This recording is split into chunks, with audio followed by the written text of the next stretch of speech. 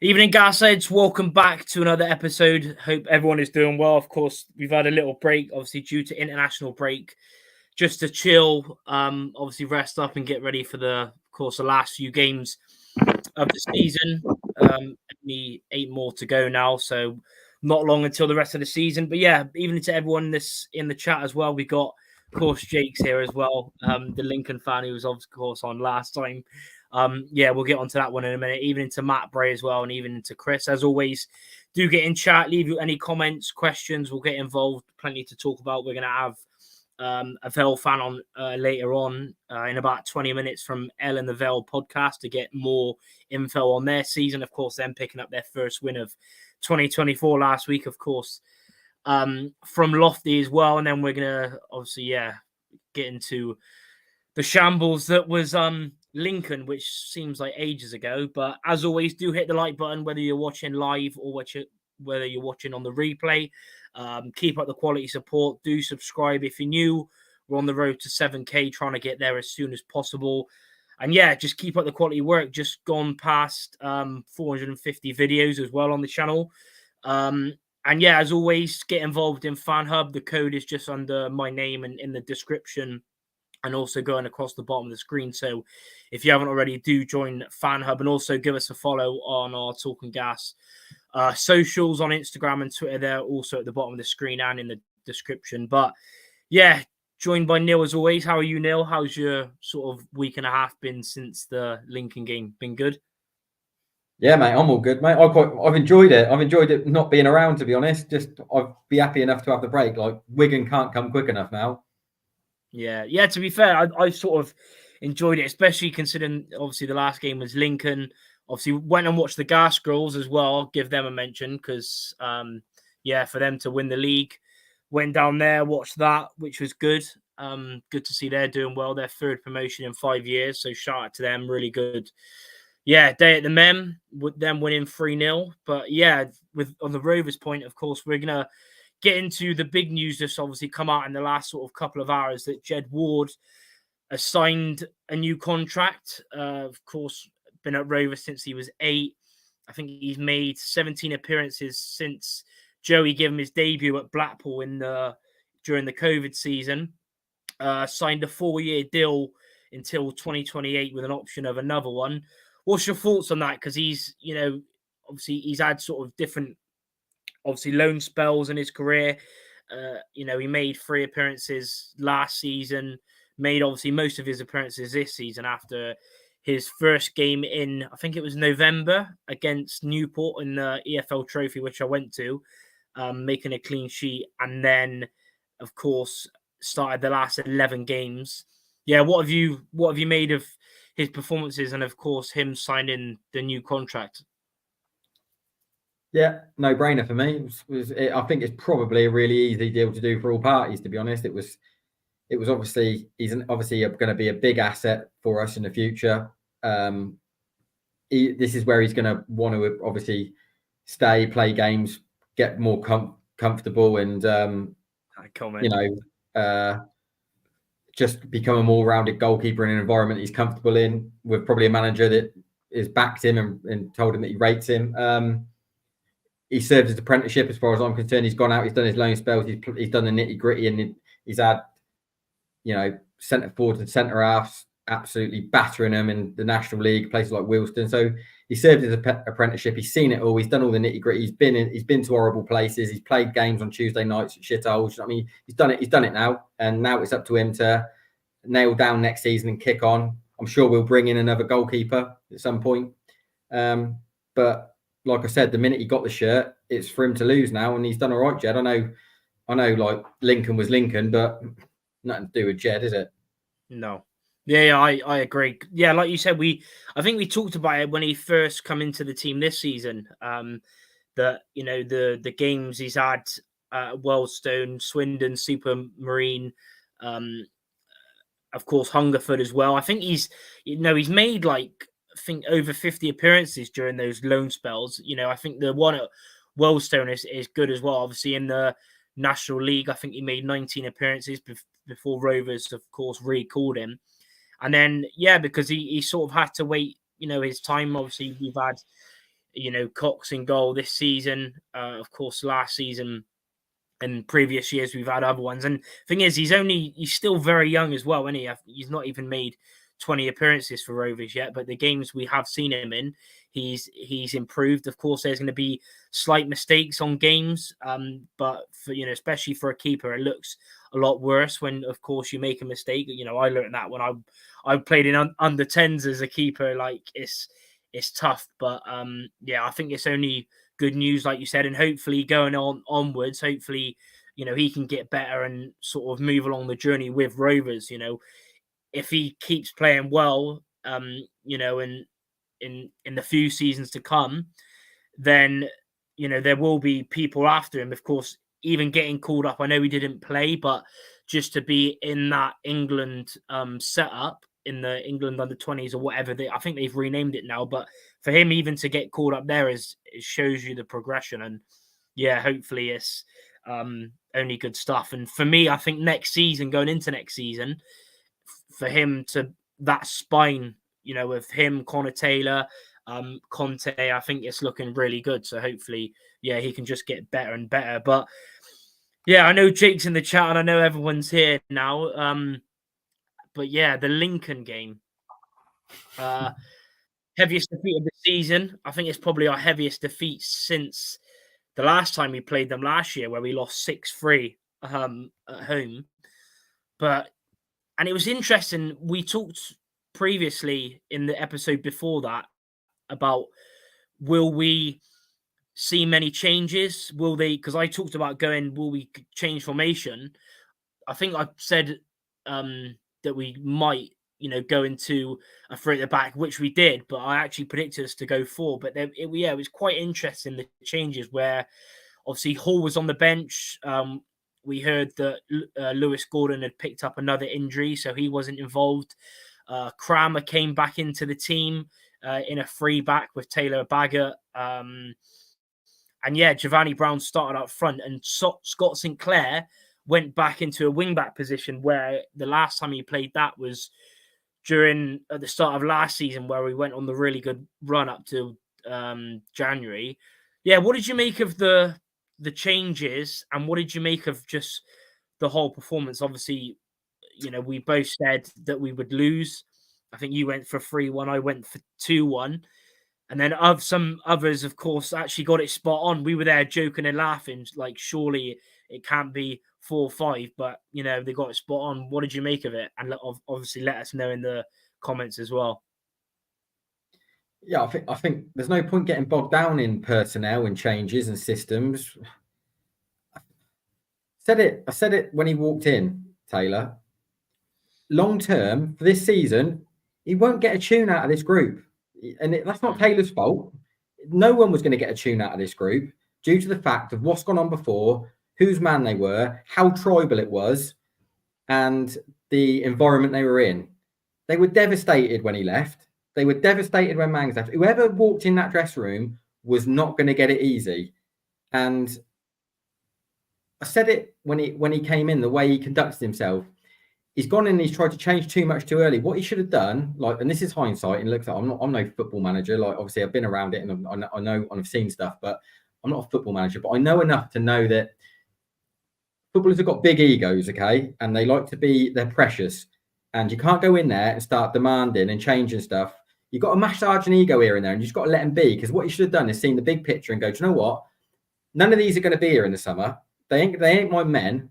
They're not even going to hang me out on. He came in, he had his interview, and he said, I'm here because of the players and they're good players.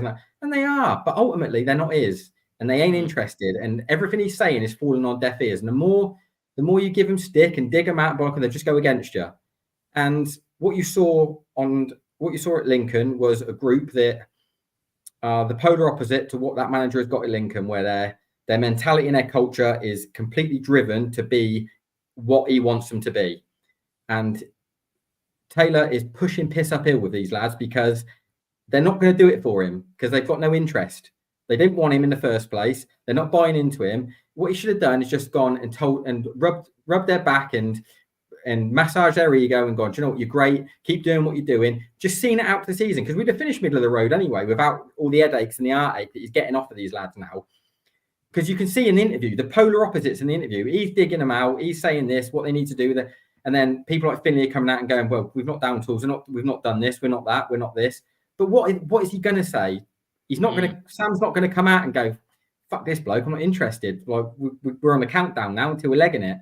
So he's on to hide into nothing as soon as he came in. And whatever Taylor has done, I'm not interested. I'm not judging him on what he's done. He's got a group that is hard to work with because of the mentality and the culture they've had. They were too tribal to their previous gaffer because the culture and the mentality and what that side was us against the world, we're all in it together, screw everyone else. And that's what we were. And as soon as your leader walks out, that is completely blown to pieces, and you've got an imposter walked in and trying to make demands. And that's what I mean. Lincoln showed you exactly what we were. That showed you exactly what we were at the minute. And we got our asses handed to us. And as soon as you went one down, them lads just shrugged their shoulders and went, do you know what, we'll play out this game, but what will be will be. There was no fight, drive, determination. I know where we are in the league, and I know people saying, like, even Taylor come out and said, we've got a lot to play for in personal pride. You saw there, that showed you what the personal pride was. There ain't none. It's basically, let's run these contracts down. Let's get the hell out of here. Yeah.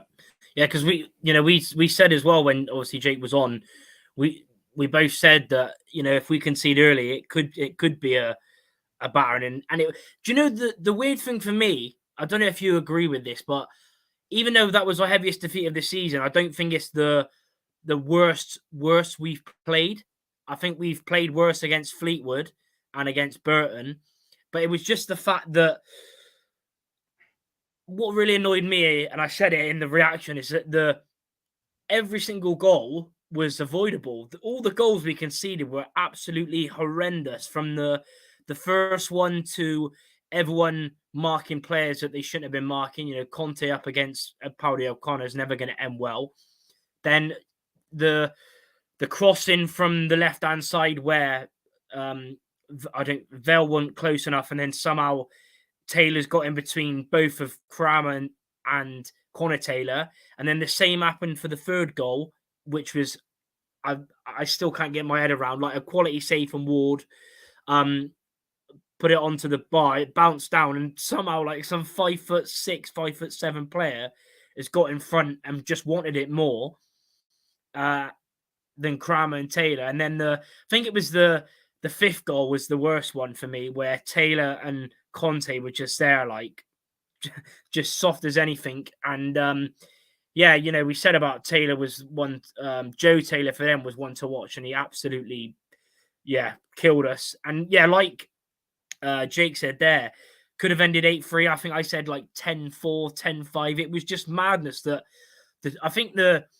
it might have been a different game or something like that if that Martin chance where he was through on goal. I still don't know how he missed that throw on goal. Like you'd put everything, wouldn't you, on Martin to score that? But then when that don't go in and the other chances we had, and then it summed it up where Evans we get a penalty that was wasn't a penalty. It was a quality tackle. I couldn't believe the ref.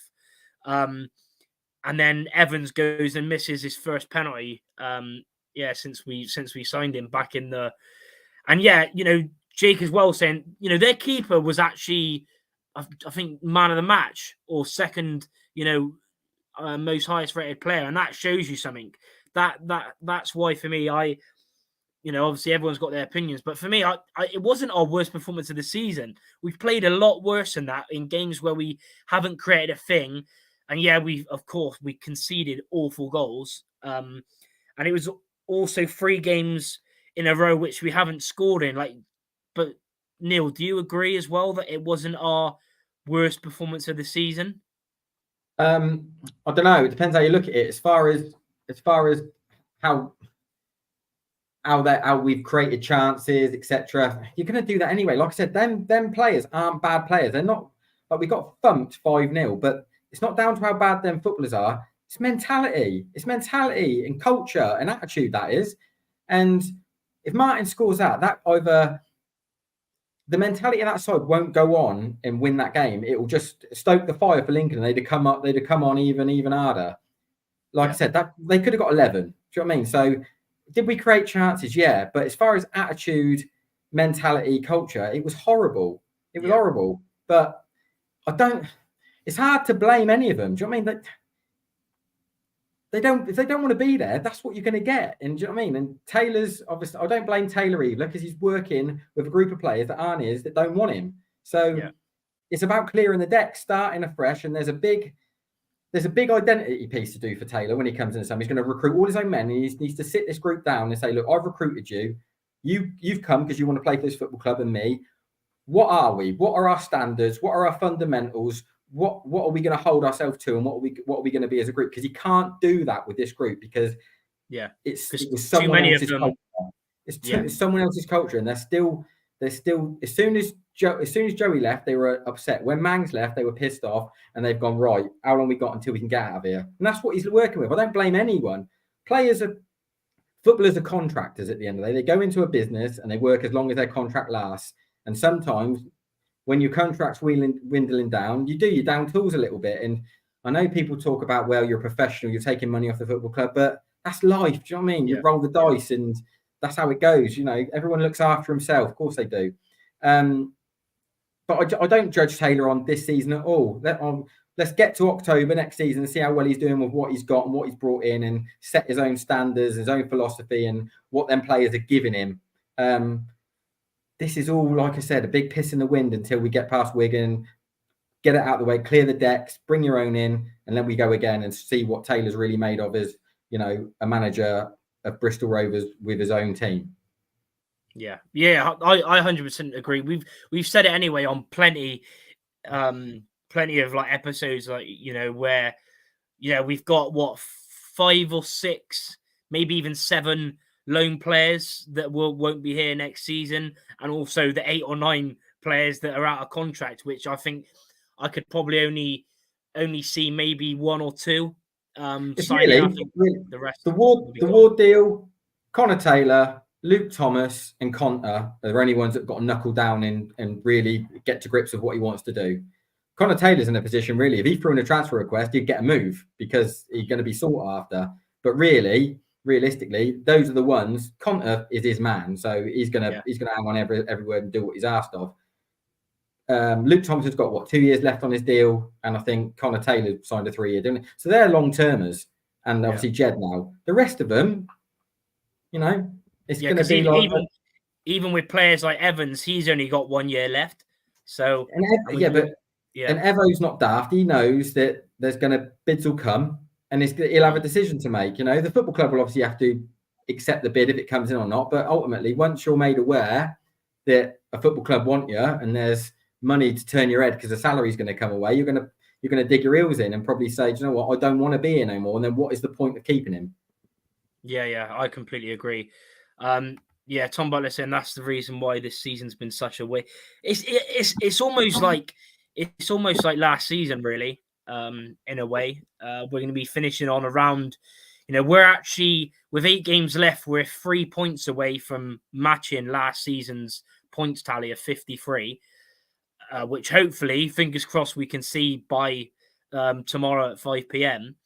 But then, it always does seem like that. Where, although obviously the difference is that obviously this season we've got 3 managers, and the fact that last season it was almost done the same time as well. But whether last season we did get close or we had more of a fighting chance of the way we were playing before January. But yeah, it does feel like a waste. But that's what happens in football. You're either come late like Lincoln do to the party, and yeah, you know, there's a question from Jake saying, do you think we can do it? And yeah, I think we both said, didn't we, the last time? I do. I think Lincoln now with their form, their ridiculous form, I think they'll do it, because it's usually the late comers that sort of come in there late, like you said, I've said loads of times on here, is where get yourself in, you know, in a region of 5 to 10 points behind the playoffs and go on that run. And yeah, obviously, yeah, Hunt is he'll have a year left. And also Wilson, James Wilson, but they're two of the older players, which probably, although Wilson's been really good, he's been good for most of the season, but obviously injuries now coming in, same as Hunt. We sort of knew Hunt had a little injury issue over the past sort of few years, but yeah, I think even them two really, where the Rovers cancel the contracts, but even then they're probably going to be on quite a bit of money considering the caliber and stuff. And yeah, I think Wilson is back tomorrow. But yeah, you agree, don't you, that you think Lincoln will at least finish in the playoffs? I think looking at it now, yeah, there was always going to be one of that middle pack that break away and get close to doing it, and they've absolutely after. What have they done? Have they lost? Have they lost since Christmas? They're flying, aren't they? I don't think they've lost, have they, since in the new year? No, I think they've might have lost once, but that's it. They've gone on that a mad run. That if you're going on form and trajectory, then that suggests that they're definitely going to make playoffs, especially the way Stephen is just stumbling. So someone's going to fall out of there, and if anyone's going to get in there, it will be Lincoln. Yeah, what they do once they get in there, it's a lottery, isn't it? But if you're going on form, then and the way they're scoring goals, who's going to outgun a side that is scoring 5, 6, 4s? You know what I mean? It's going over 2 legs. You're going to have to score over 10 goals to beat them. Yeah, it's mad, and they're pressing as well. I forgot I mentioned it in the reaction, but that's the best pressing I've seen from a team in since I can remember, especially at League One level. I know you got Man City and other teams that pressed, but I've never seen pressing like it from a team. They absolutely smothered us, but we'll forget that, and we'll get on to Port Vale now. We've got Tom waiting as well, but yeah, keep hitting the like button, subscribe, keep getting your thoughts in as well. Of course, if you're watching it back on the replay, then yeah, do leave your thoughts in the comment section. But yeah, we're gonna be now joined by Tom, who's part of the Ale and the Vale podcast. Tom, how are you? And of course, thanks for coming on. No problem. Yeah, very well. Well, as well as can be with one win in 2024. Yeah, I could imagine. Optimism has grown in the last couple of days more than it was. So we need to pick up points.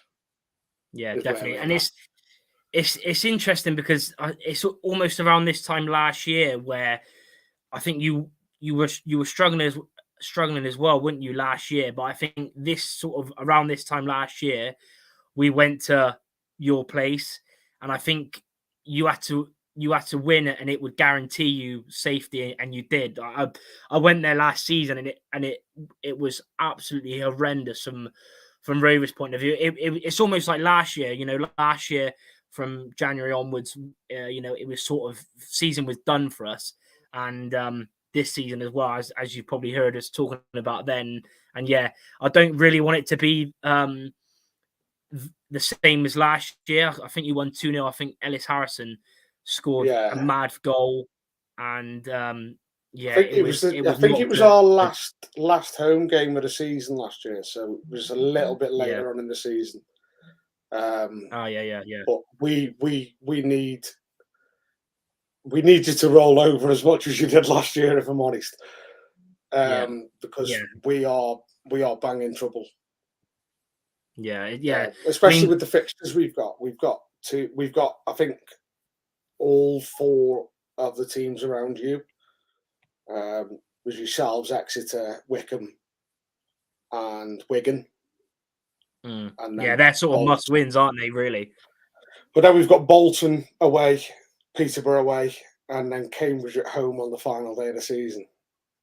Yeah, that could be massive because, I mean, at the moment you're in the last relegation place, 3 points behind Cambridge.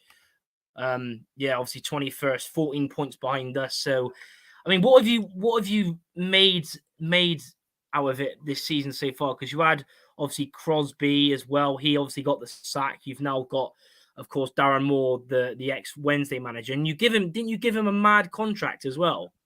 Yeah, he got a 5.5-year deal. But I think there must be break clauses in that. Yeah. But we've also this time last week, our director of football was sacked as well. Oh yeah, I've seen that. Yeah, Flitcroft. Yeah. But a lot of the blame lay at his door for the recruitment. Yeah. We were crying out for a striker in October. We had late in August we had Ryan Loft from you guys. Lofty. We'll get on to him. He got his first league goal in the Saturday just gone. Yeah. And we signed Uchic Pizu as well. Yeah. But we were crying out for a striker in January, and he didn't come. So a lot of the blame kind of lay there because our problem all season has been was scoring goals. But we're trying to play pretty football. You alluded to Man City. We're trying to play with them with players at Port Vale. Yeah, we can't do. We're getting caught out too many times. I agree with what you say with Lincoln with the pressing as well. Yeah, because they did exactly the same to us. Yeah, they throttled us into a position and we couldn't get out of it. Yeah, it was crazy. It was crazy, but yeah, what have you made as a season overall? I'm guessing obviously after last season you would have took staying up again. I think or did you want to push on? We kind of got to a point last season where our owners and Flitcroft himself kind of said, well, we won't settle for that again. Yeah. So we all kind of wanted to be you this season. Mm-hmm. You know, sitting on 53 points with 8 or 9 games left. Happy with that. You're in no danger of the drop with 10 games left. You're not going up, but you're not overspending. And we lost 2 big players in January in Ollie Arblaster and Alfie Devine. Yeah. Whilst they were huge coups at the start of the season, but we never replaced them. It completely killed us. So overall it's been a bad season for us. Yeah, because like you said, obviously Ollie Arblaster on loan from Sheffield United. Obviously he did get an injury, but then he did get recalled, and Devine of course went back to Tottenham. Went on loan to Plymouth after that as well. And like you said, when I looked at Port Vale in the summer from an opposition point of view, and like you talked about recruitment, I looked at your recruitment and I thought it was going to be really tough. I think I did predict Port Vale to get relegated. Of course, I hope you stay up because I do like Port Vale as a club. You know, you got a great fan base as well. And like you said, the recruitment I just don't think wasn't good and hasn't been good enough. And like you said, when you come to it, and even a player you got rid of, you re-signed in James Wilson, and then of course you signed Loft. We actually got money for Loft. You know, the amount of stuff I've seen on Twitter throughout the whole season, and obviously then you see him get his first goal. I mean, league goal. I think he did score. He scored in the cup against Stevenage as well. Scored in the cup. It took about 14 deflections, but we're giving it to Lofty for confidence. Yeah, I mean, what have you made of Loft? Because to be honest with you, even for all the, you know, the people used to have a laugh at Lofty when he was at Rovers. Obviously, goal scoring, he was never going to be a starter for Rovers. I think he was just a different option. I think he's okay when you've got a different option, but the thing is with you guys, you sort of relied on him to be this striker that, you know, will score goals. And what have you made of him? Well, I've tried to defend him as much as I possibly can, because we have with Loft, we have a similar with Ooch.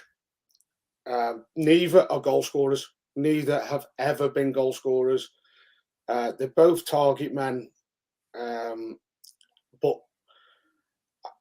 Lofty, for me, he wins his headers, and he does the hard parts sometimes really well, and then the simple things just lets himself down. I think there's been a couple of times when the ball's come to him on the edge of the box, and you think just control it and get it wide. And he's tried to have a volley from 40 yards out, and he's missed his kick, and it's gone out for a throw in. And you kind of sit there and you're like, oh, Ryan, you're not helping yourself here. But he tries his level best, and that's all you can ever ask from anyone. If they're not good enough, they're not good enough. Yeah. But hopefully his goal last week is the confidence boost. I know there's nothing previously that says he's going to go on and score 10 goals now, but there's, I want him to be good.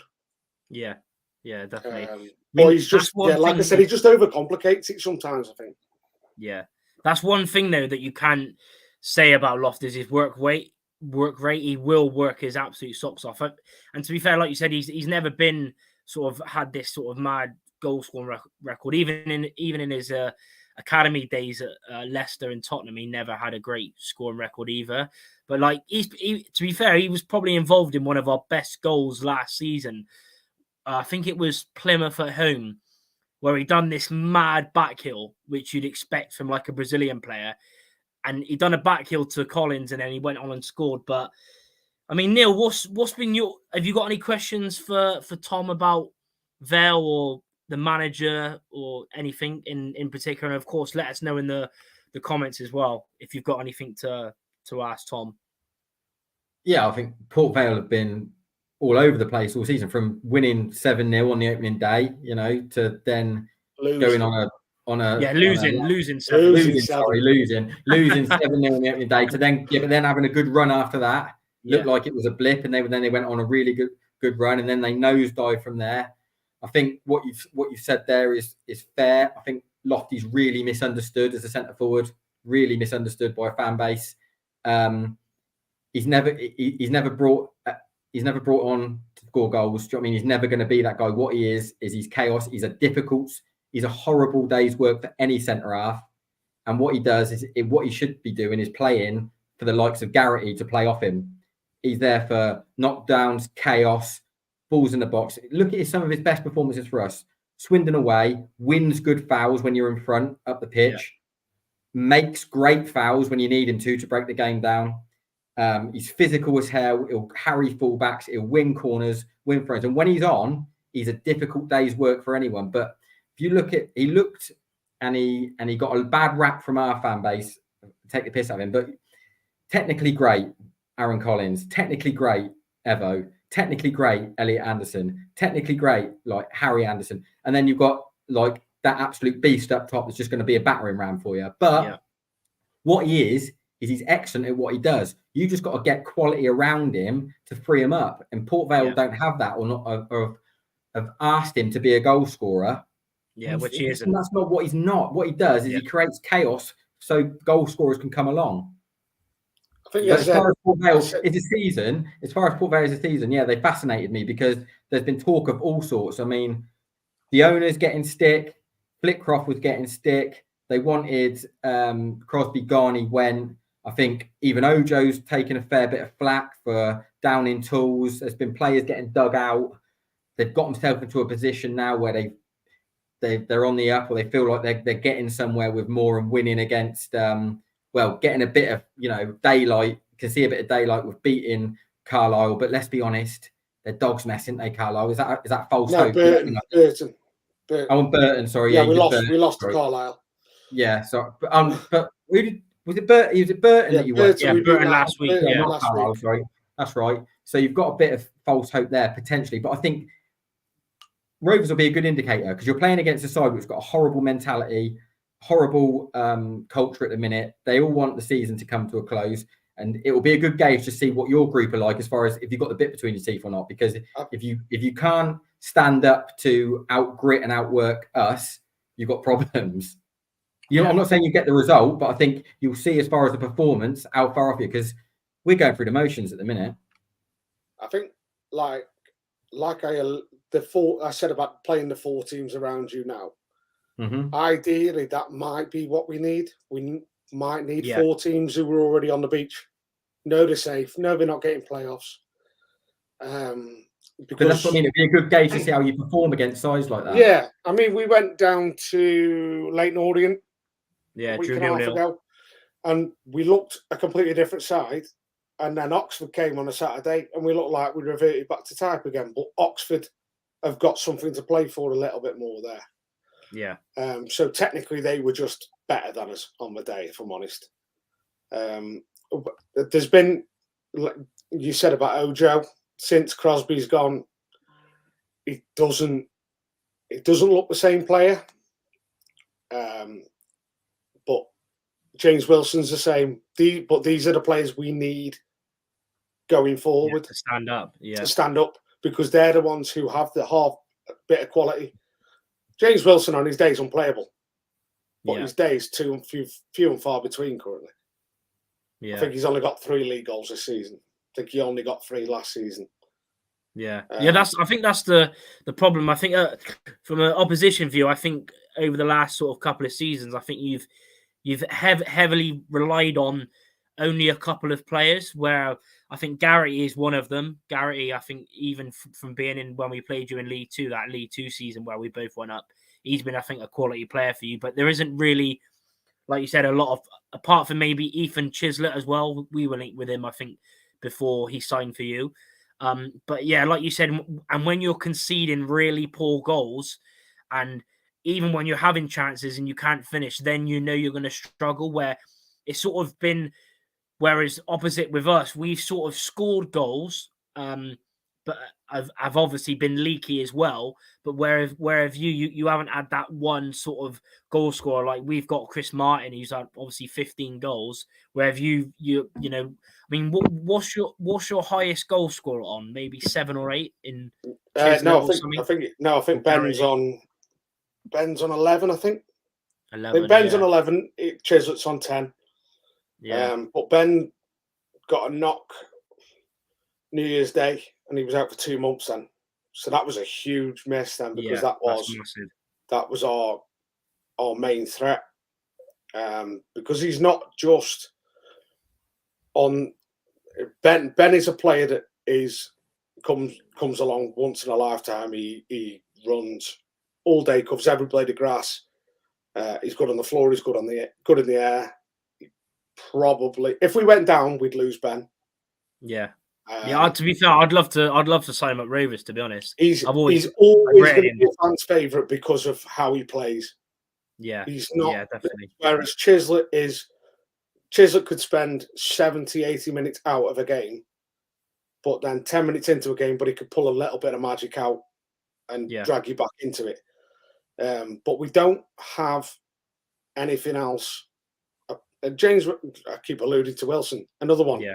But he's on his day. Got to get him on his day. And you can tell normally within the first 10, 15 minutes whether it is his day or not. Yeah. I mean, yeah, I agree. Yeah, and a comment from Dor as well. Big up to Dor. Make sure you subscribe to him. He said, "Where's our Forest player? He's not playing." To be fair, he was playing. He did get.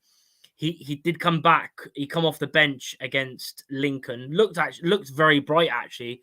Obviously he started well. Got injured against. Who was it against? I think it might have been the Burton game. Then he missed sort of 2 or 3 games, and now he's just come back. Whether he's going to be in the squad because of course he. Massive for him. He played against Argentina, which is crazy to think. Played against Argentina, played, I think, 70 minutes. And then, so it depends on his flight back from, I think they played it in America. So it depends, whether he'll be back in time, due to flying and jet lag or whatever. But we'll have to see. But he has been good. First game, he was absolutely madness against Exeter, but hopefully he can be back because he was definitely one of the bright sparks in that Lincoln game, even though he only played about 20 minutes off the bench. But I mean, I want to get what have you and your sort of fans made of Darren Moore? I know he hasn't, it's sort of a really hard time for him to come into a team that's already been playing poor and with injuries and. Obviously, I don't think he had the January window either, did he? No, he came. No. I think Crosby was sacked 3 days after the window closed. Yeah, which was ideal. Tough. Yeah. What have you made of him? Because it's hard, isn't it? He's tried to, because before then, since Darryl Clark, we've been very regimented 5-3-2, and that. Flitcroft took a lot of flack because everyone thought that was his putting across that we've got to play that. But since he's come in, he's tried a couple of times 4 at the back. He's trying, but it feels like he's flogging a dead horse at the minute. Yeah, it because must tough, innit? there's a lot of players who aren't up to it, and especially when your Ojos, your Wilsons aren't playing up, then they're big players. So it's hard. I'd like to see tomorrow, because obviously after his first win, just to see if there's a bit. There's certainly been more about us. Yeah. There's certainly been more attacking intent, because under Crosby we had no idea going forward. We'd get the ball wide and then nobody would know where to go. Yeah. So it's been frustration. But we do have a tendency under Moore to concede within the first 10 minutes. Yeah. Which is not a great trait to bring. Yeah, definitely not. I think it's massive. I think if we get the first goal, obviously with us, there's not a lot of confidence at the moment, especially goal scoring wise, because we've gone three games without a goal, and obviously, Neil's alluded to, and all Rovers fans know where we are in the season. Players sort of not really playing for anything. A lot of players out of contracts. A big mix up in the summer. So I think it's really important. I think if you can get the first goal, I think you could go on and easily win the game. Like Neil's alluded to, like mentality and where we are at the moment. But I think if we score, then it could be obviously really good for us and not good for you. Obviously your situation, like you said, with playing us and other teams around us, is massive.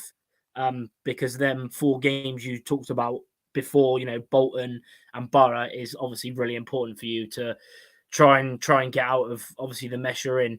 I mean, before we get into our lineups and predictions, I know, of course, there's going to be a lot of weaknesses for Port Vale considering your season, etc. But strengths and weaknesses, what would you say the main ones are, if there is any?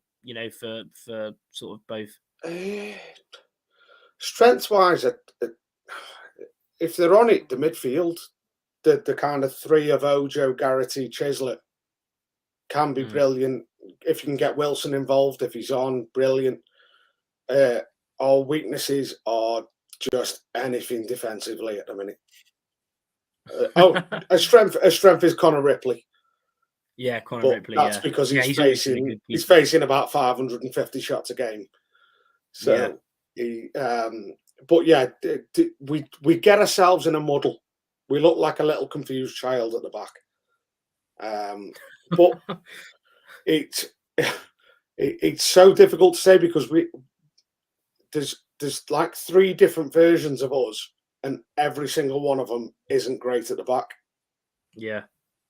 So it's our weakness is definitely defensively. Yeah, defense. Well, yeah, hopefully, like I said, hopefully we can actually, get an early goal and score, because 3 games without a goal isn't the best, to be honest. But we'll get into lineup predictions. I'll come to you first, Neil, and then you can give us your Port Vale lineup in a minute, Tom. So, and it's quite interesting because, like you said, we don't know who's going to be back. There's certain players in training, like you said about players. I think Wilson is back, so James Wilson. Obviously, we've got a James Wilson as well. So whether he goes into the team or not, who knows? And what formation? Because we played a 5 at Lincoln. Will we go back to a 4? Who knows? But let us know in the comments as well. And after, when you watch it back. But Neil, what would be your starting 11 that you go with for tomorrow's game? Ward in goal, back 3 of Connor Taylor, Willow and Beefy. Sinclair one side, Vale the other, of Connor and Finley in the middle. Brown and Evo off of Chris Martin. Yeah, that's interesting. Gone for a back 3 again. Yeah, like I said, it's tough because even with obviously Luca Hall, who played 290 minutes, and obviously Captain Wells under 21s the other day as well. Will he come back in? I don't know, but Tom, what would be your Port Vale team? So formation wise, I think we'd be the same. How we started at Burton, so it'd be Ripley in goal,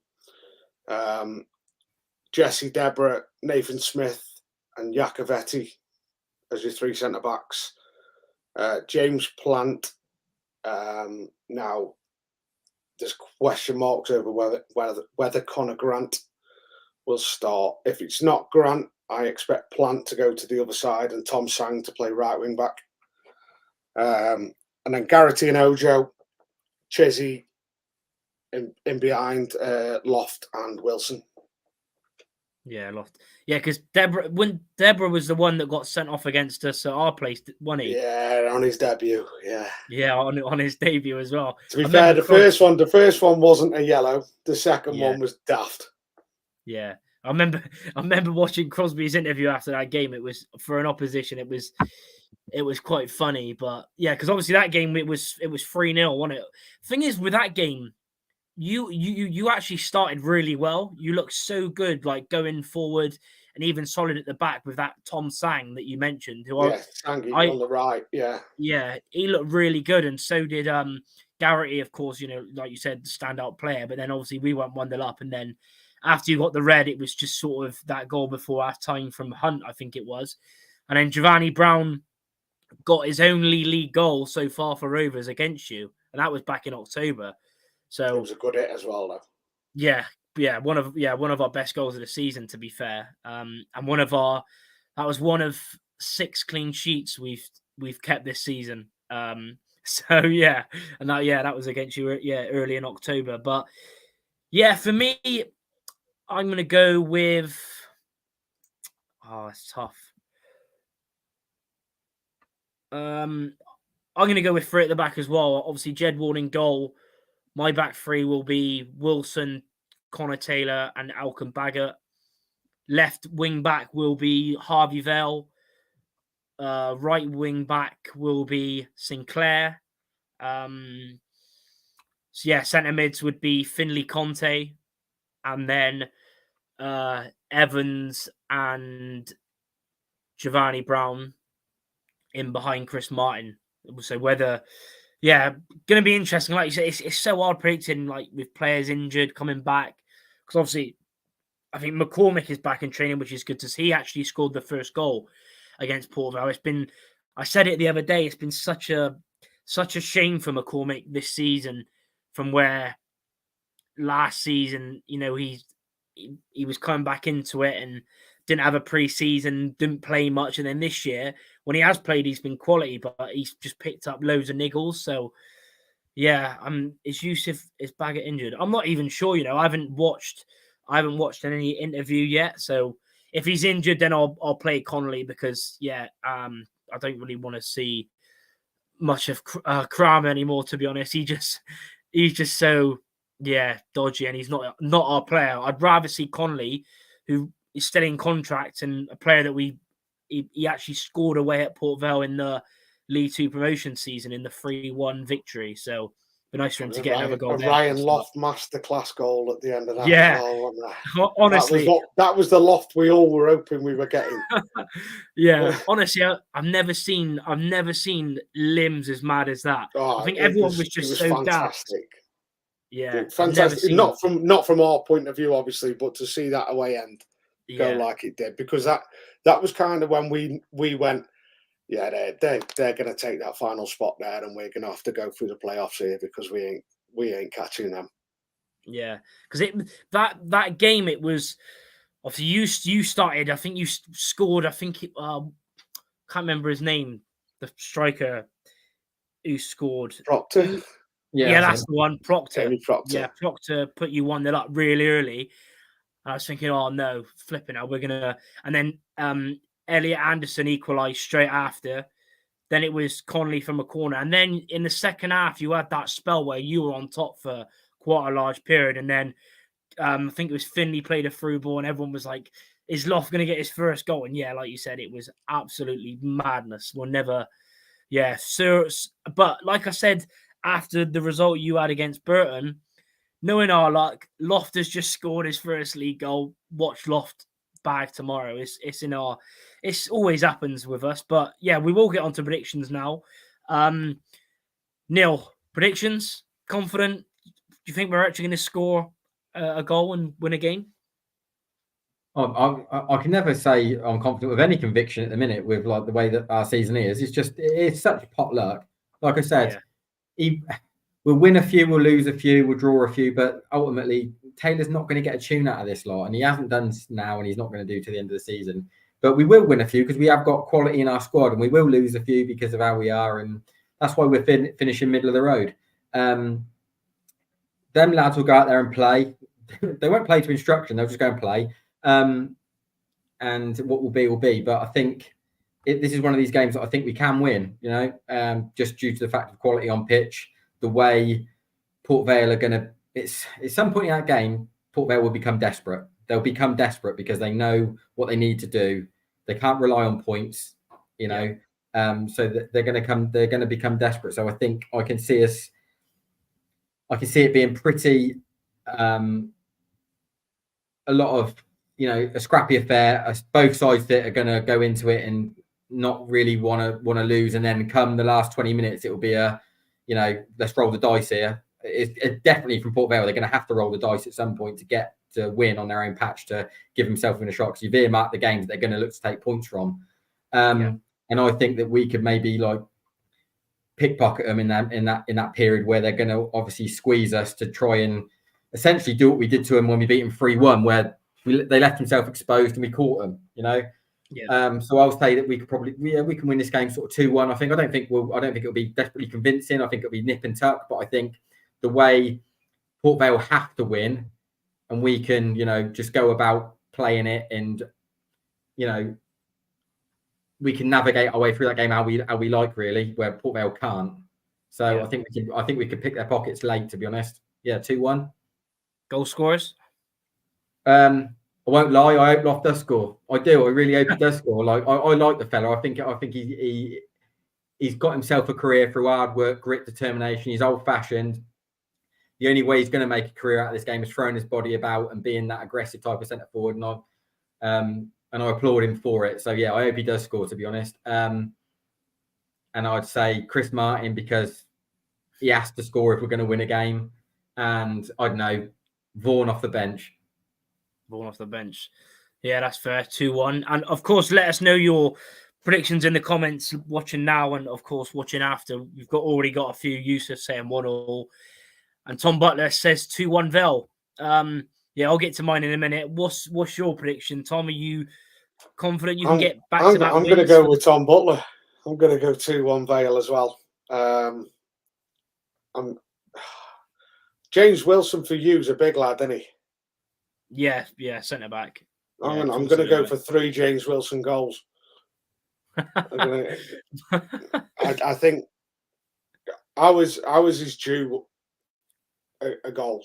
He hadn't scored for a while, and I think if he gets one, his confidence will be up.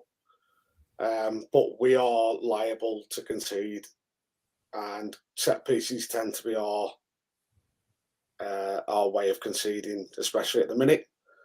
But I will just touch on the battle between Chris Martin and Nathan Smith. Yeah, because he's fantastic to watch. Yeah, he's a proper shithouse, isn't he? That Nathan Smith. I've seen plenty of videos of. He's vile. Him. He's a pincher. He's a puller. He's, but he can also get caught very easily. Yeah. But when we played at your place, for some reason, we didn't play him centrally. We played him on the left-hand side, and it killed him completely. He didn't like it.